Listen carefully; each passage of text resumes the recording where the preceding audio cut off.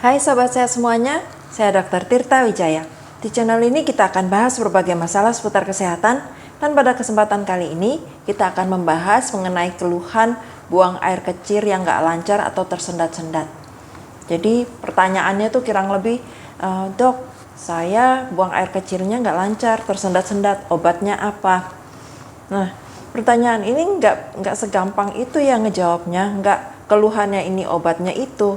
Karena untuk keluhan air kencing atau buang air kecil yang nggak lancar itu penyebabnya bisa macam-macam. Dan pengobatan, penanganan, penata laksanaan itu kalau mau yang efektif ya harus selalu disesuaikan dengan penyebabnya. Apa aja sih yang bisa menyebabkan buang air kecil kita itu tersendat? Yang jelas itu yang pasti kelihatan barangnya itu ya batu ya. Jadi kalau ada batu, batunya nyangkut nyumbat di saluran, ya bayangin aja sih seperti saluran kecil gitu, seperti selang gitu ya, terus ada batunya, ya nggak lancar gitu ya. Atau malah ada juga sobat sehat mungkin yang pernah ngalamin ya, bisa ngelihat aliran air kecilnya itu terbelah gitu loh. Nah itu biasanya sih batu, tapi belum tentu juga. Jadi penyebab buang air kecil nggak lancar itu macam-macam, nggak melulu batu gitu ya. Penyebab lainnya itu yang mungkin adalah saluran kencing kita itu mungkin ada jaringan parutnya, bekas lukanya. Jadi kan ada tuh orang kalau misalnya bekas luka, dia kan agak kulitnya menebal gitu ya, berjendol gitu ya. Nah kalau di saluran kencing juga bisa seperti itu juga, cuma kita nggak kelihatan aja gitu ya. Nah kalau saluran kencingnya itu ada jaringan parutnya seperti itu, kan otomatis menyempit. Kalau menyempit ya jadi kurang lancar gitu loh. Terus ada juga mungkin karena efek obat-obatan tertentu itu memang bisa membuat kita sulit buang air kecil. Contohnya itu obat-obat antidepresi gitu ya, itu bisa juga jadi efek obat. Terus ada yang lainnya itu mungkin karena organ-organ di sekitar panggul, kan saluran kencing itu adanya bukan organ kencing kita itu kan dari ginjal di pinggang gitu ya, turun ke bawah terus di sekitar panggul. Nah kalau organ-organ di sekitar panggul kita itu mengalami prolaps atau jatuh gitu ya, nah itu bisa menekan saluran kencing, akibatnya mau kencing jadi susah, harus agak ngeden gitu ya buat kencingnya gitu ya. Dan kalau kedennya kurang kuat ketutup gitu, karena struktur-struktur di sekitar saluran kencingnya itu menekan gitu ya. Terus ada lagi kelainan saraf. Jadi fungsi berkemih itu kan ada diatur oleh saraf juga ya. Nah kalau sarafnya terganggu, otomatis fungsi berkemihnya juga terganggu. Contohnya itu yang bisa menyebabkan gangguan fungsi berkemih itu misalnya bekas stroke. Jadi stroke itu ada yang bikin susah, ada yang bikin susah ngempet justru gitu ya. Kencing manis, terus multiple sclerosis juga bisa gitu ya. Jadi membuat kencingnya itu istilahnya nggak lampias gitu ya. Terus bisa juga karena stres yang kronis berlangsung berkelanjutan itu bisa juga. Atau kalau pada laki-laki itu yang sering tuh prostat. Jadi prostat sih sebenarnya organnya, barangnya gitu ya. Sebenarnya penyakitnya itu pembesaran prostat, BPH kita sebutnya, benign prostate hyperplasia. Untuk prostat ini bahasannya akan saya buatkan video tersendiri karena agak panjang juga. Nah sekarang saya akan bahas itu mengenai berkemih nggak lancar gitu ya secara garis besar. Memang kita nggak akan bisa memberikan terapi yang tepat karena penyebabnya belum diketahui. Jadi seperti yang tadi saya udah sampaikan, ada banyak sekali penyebabnya. Mungkin sobat sehat yang nonton ini juga kalau pernah ngalamin, boleh nih diketik di komen yang dulu dialamin apa tuh yang menyebabkan gangguan berkemih yang buang air kecilnya nggak lancar. Mungkin bisa sharing. Yang jelas banyak gitu ya, bukan cuma satu. Itu sebabnya kita kalau ditanya, dok saya susah berkemih, saya buang air kecilnya nggak lancar, obatnya apa? Itu susah jawabnya gitu loh. Karena memang belum ketahuan, itu cuma kita tahu something wrong di saluran berkemih. Tapi kita harus cari lagi penyebabnya itu apa gitu ya. Nah, terus bagaimana kalau gangguan ini nggak ditanganin? Misalnya nih udah sulit berkemih, mau ke dokter takut, atau entahlah karena satu dan lain sebab nggak ditanganin akhirnya. Nanti bisa jadi komplikasi. Kalau misalnya yang gampang aja ya, kalau berkemihnya nggak lancar, nanti kan urinnya tertahan di kandung kemih, terjadi retensi.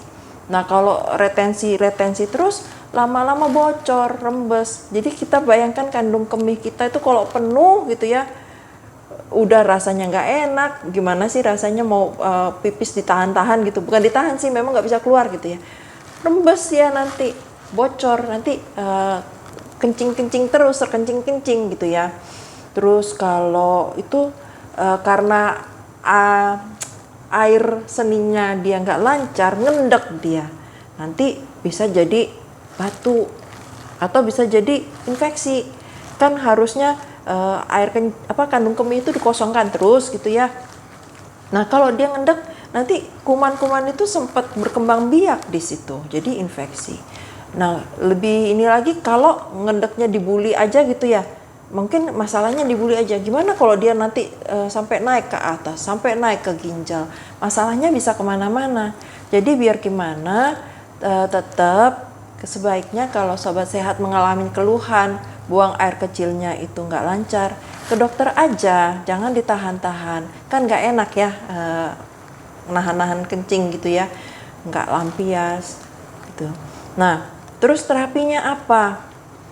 Kalau terapi definitifnya tentu berdasarkan masing-masing sebab. Kalau misalnya karena batu, ya batunya dikeluarin atau dihancurin. Kalau masih kecil mungkin dikasih obat supaya saluran kemihnya itu jadi rileks ya, lebih santai. Harapannya batunya bisa keluar sendiri dengan banyak-banyakin air minum. Nah kalau batunya agak gede, mungkin di laser, gimana ya, jadi dihancurkan batunya, tapi dari luar tubuh, nggak pakai operasi. Nah, nanti dihancurkan kan kecil-kecil tuh pecah-pecahannya. Nah, diharapkan pecah-pecahannya itu bisa keluar sendiri waktu kita berkemih gitu ya. Nah, kalau batunya udah kelewat gede, nggak bisa itu di laser pun dia nggak akan efektif karena terlalu gede gitu ya. Nah, kalau udah kayak gitu ya terpaksa harus dioperasi, dibuka, dikeluarin batunya gitu. Nah, itu kalau batu. Nah, bagaimana kalau misalnya gangguan berkemihnya karena efek obat? Ya dilihat obatnya bisa dihentikan atau enggak gitu ya, memang perlu atau enggak, atau mungkin bisa diganti atau enggak gitu. Jadi beda gitu ya. Misalnya kalau kayak BPH juga nanti ada terapinya sendiri. Oke. Jadi harus selalu disesuaikan dengan penyebab ya. Nah, untuk penanganan sementara selama di rumah, waktu misalnya mau berobat jauh, atau mungkin lagi tanggal tua, takut nggak ada biayanya, nggak punya BPJS lagi, ya mungkin ditunda dulu. Nah, tunda jangan lama-lama lah. Nah, untuk sementara waktu bisa mungkin dibuat dengan cara dijadwalkan kencingnya. Jadi jangan sampai dia luber, seperti yang saya bilang tadi, sampai rembes gitu ya. Jadi jadwalkan tiap 1 jam 2 jam sekali, usahakan kencing gitu ya, dikeluarin sedikit-sedikit. Memang namanya juga lagi gangguan, tapi lebih baik diusahakan dikosongkan atau paling enggak dikurangin kepenuhan di bulinya dibandingkan didiemin aja gitu ya. Nah terus coba relaksasi. Kalau ke dokter kan seperti yang tadi saya bilang, salah satunya dengan dikasih untuk merelaksasi otot gitu ya. Nah kita coba mungkin dengan meditasi, dengan yoga untuk merelaksasikan secara alami tanpa obat gitu ya.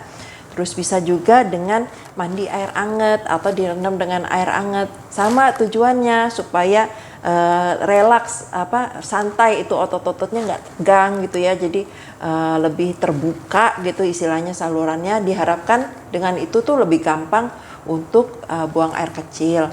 Terus bisa ya itulah dengan obat ke dokter. Jangan beli obat-obat sendiri, takutnya salah gitu ya. Umumnya untuk obat-obatan saluran kemih ini nggak ada obat bebasnya gitu ya. Paling ya ke dokter lah kalau untuk obat-obatan. Terus ya bedah, ya seperti yang tadi saya sudah sampaikan. Jadi terapinya memang nggak bisa, kalau belum ketahuan secara definitif apa penyebabnya, terapinya memang nggak bisa definitif gitu ya, untuk sementara waktu aja. Nah, kalau untuk Sobat Sehat mau tahu bahasan lebih lanjut tentang penyebab-penyebab yang sudah spesifik, bisa nanti dilihat di video berikutnya. Saya akan bahas mengenai contohnya ya, mengenai BPH, itu benign prostate hyperplasia, atau juga tentang batu, yang lain-lain. Semoga apa yang saya sharingkan hari ini bermanfaat. Salam sehat selalu.